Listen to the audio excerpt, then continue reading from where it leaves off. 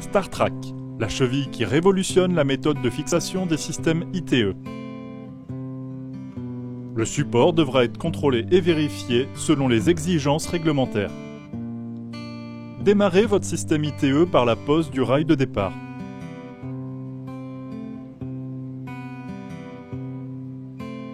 Réalisez un premier marquage au cordeau à 20 cm du rail de départ, il sera la base du calpinage.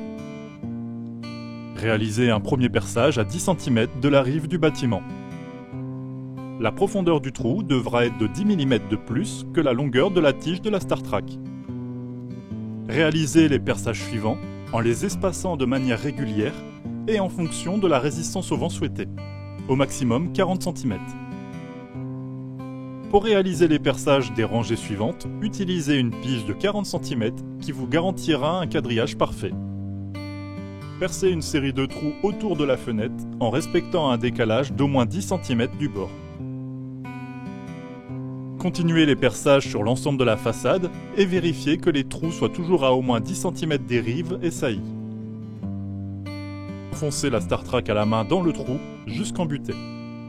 Puis frappez le clou ou vissez la vis de la StarTrack selon le modèle jusqu'à enfoncement complet.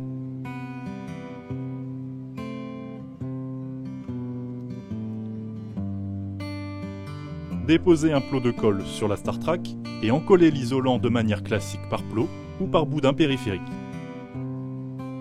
Le panneau est ensuite pressé frais sur frais sur le plot de la StarTrack. Poursuivre le montage de façon coupe de pierre.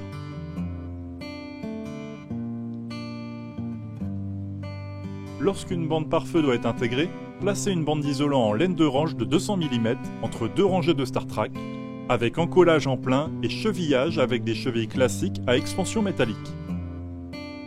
Pour suivre de manière classique votre isolation thermique par l'extérieur, renforcez les angles.